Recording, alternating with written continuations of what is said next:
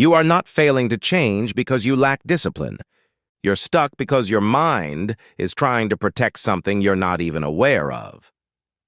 Why the mind protects familiar suffering. A Hindu perspective on mental patterns. Hindu philosophy does not describe suffering as punishment. It describes suffering as repetition. Not because life is cruel, but because the mind learns patterns and clings to them. According to ancient teachings, the mind is shaped by experience. Every emotion felt deeply, every reaction repeated leaves an impression. Over time, these impressions begin to guide behavior automatically. These impressions are known as samskaras. Samskaras are mental grooves formed by past thoughts, emotions, and actions. They operate beneath conscious awareness, quietly shaping perception and choice. What is repeated becomes familiar, and what is familiar begins to feel safe, even when it causes pain. This is one of the most unsettling insights of Hindu philosophy. The mind does not seek happiness first. It seeks predictability. Predictable pain feels safer than unpredictable change, because the unknown threatens the sense of control the mind depends on. So suffering becomes something the mind protects rather than escapes. This explains why effort alone so often fails. You can force new behaviors for a time, but if the underlying samskaras remain unseen, the old patterns return. The teachings explain this through the concept of avidya. Avidya means misunderstanding the nature of the self. It is not ignorance of facts, but confusion about identity. When you believe you are your thoughts, emotions, or history, the mind defends them. Even painful thoughts and emotions feel personal. Letting them go feels like losing yourself. This is why change can feel threatening rather than liberating.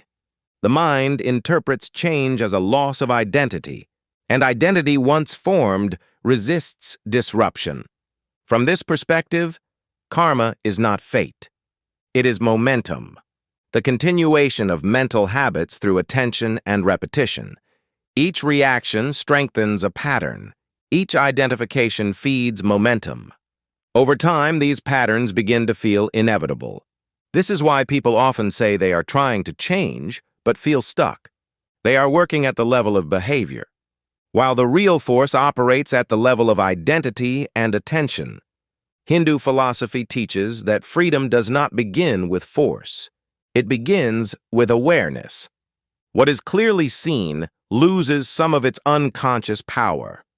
Awareness interrupts momentum, not by fighting patterns, but by revealing them. A pattern cannot fully control what is consciously observed. This is why observation is emphasized again and again, watching thoughts without immediately believing them, noticing emotional reactions without acting on them. At first, this feels uncomfortable. The mind prefers action, control, and explanation. Stillness exposes how little control it truly has. But slowly, something shifts. Patterns that once felt automatic become visible, and what is visible becomes optional. This does not mean suffering disappears overnight. Samskaras weaken gradually, like grooves worn shallow through lack of reinforcement. The teachings describe this as loosening identification. Thoughts continue to arise, emotions continue to pass through, but they are no longer owned in the same way. They are experienced rather than obeyed. This is the beginning of inner freedom. Hindu philosophy does not promise a life without difficulty. It promises clarity. And clarity changes how difficulty is experienced. When awareness replaces compulsion, choice becomes possible. Not perfect choice, but conscious choice. This is the shift from being ruled by patterns to witnessing them.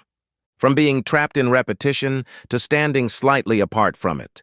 From unconscious karma to conscious participation.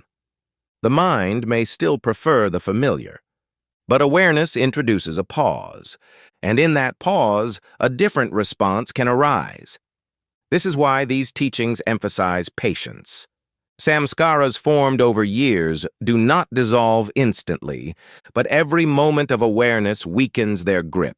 The mind learns through repetition. And awareness is a new repetition, one that slowly rewires perception itself. Freedom, in this view, is not something gained. It is something uncovered. What remains when identification loosens. This is the quiet promise of Hindu philosophy, that suffering is not who you are.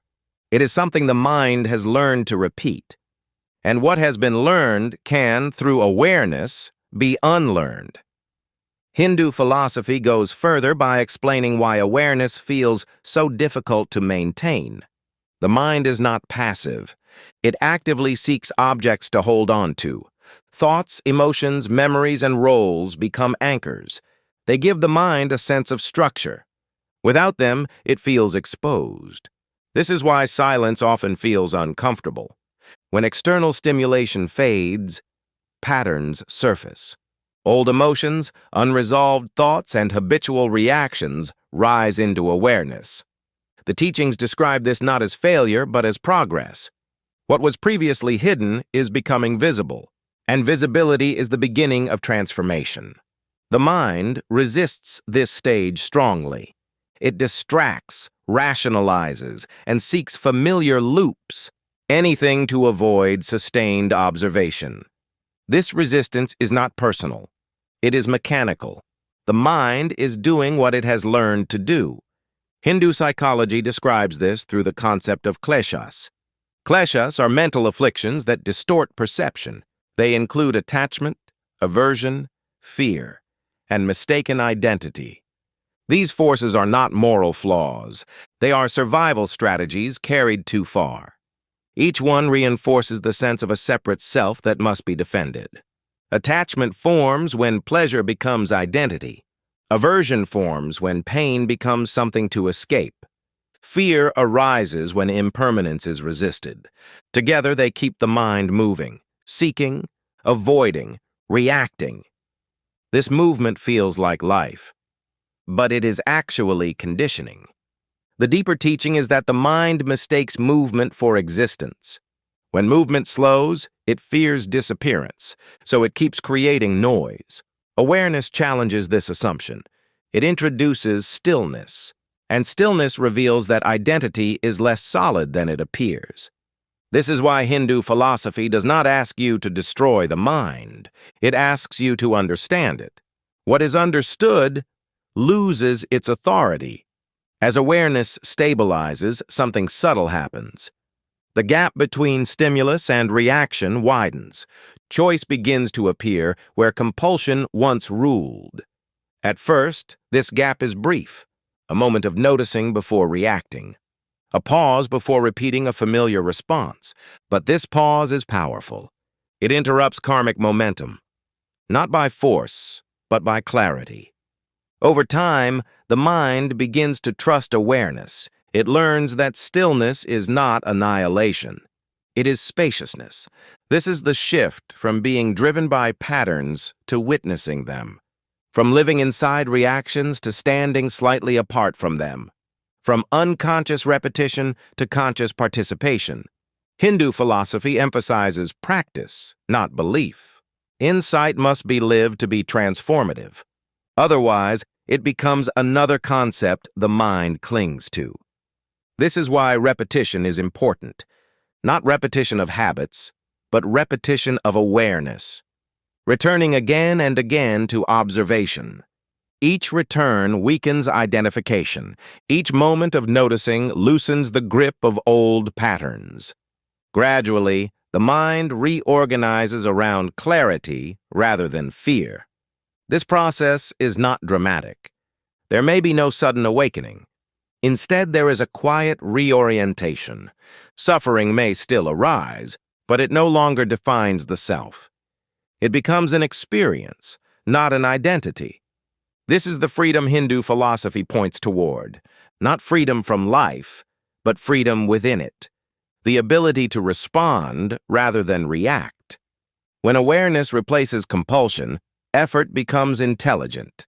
Action flows from understanding rather than resistance. Change becomes possible without violence toward oneself. The mind still prefers the familiar.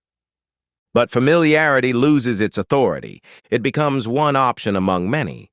This is why these teachings emphasize patience and compassion. Patterns formed over years dissolve slowly. Harshness only strengthens resistance. Awareness is gentle, but persistent. It does not demand perfection. It asks only for honesty. Each moment of clarity is enough. Each instance of seeing weakens conditioning. Nothing more is required. In this way, Hindu philosophy reframes the entire struggle of change. You are not broken. You are conditioned. And conditioning can be seen. What can be seen can loosen. What loosens no longer controls. This is not an idea to believe. It is an invitation to observe. And observation, sustained over time, changes everything.